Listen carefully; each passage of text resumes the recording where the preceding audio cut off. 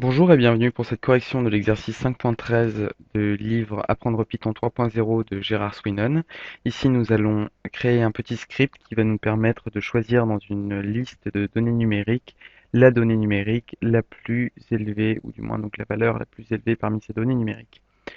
Ici, j'ai déjà tapé le script, donc une liste TT comme dans l'exercice qui va contenir les valeurs 32, 5, 12, 8, 3, 75, 2 et 15 et un petit morceau de script qui va donc nous permettre de détecter la valeur la plus importante ici.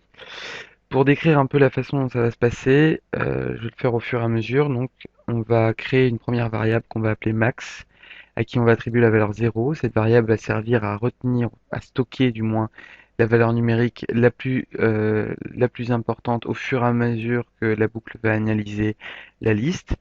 Donc ici, c'est un compteur, une variable qui va servir de compteur, qu'on va donc associer à 0 pour l'instant, et une petite boucle qui dit que cette variable,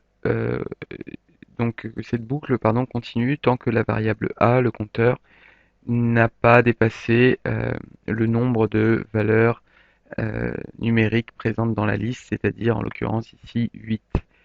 Donc, ou plutôt 7, puisque ici ce sera la position 0.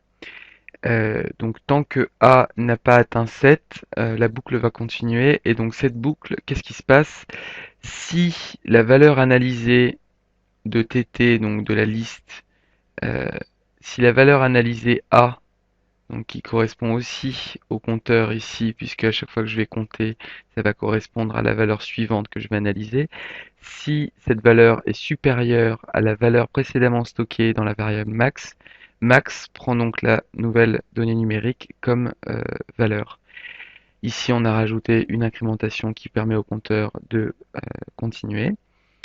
Et la fonction print, donc avec une chaîne de caractères suivie de la valeur max, donc de la variable max, qui aura pris ici à la fin de la boucle la valeur la plus importante présente dans cette liste. Voilà, donc si je lance mon script ici, j'obtiens le plus grand élément de cette liste et 75. Et si on veut vérifier que ça fonctionne bien pour une autre valeur, je peux rajouter au hasard ici par exemple 98 et recommencer.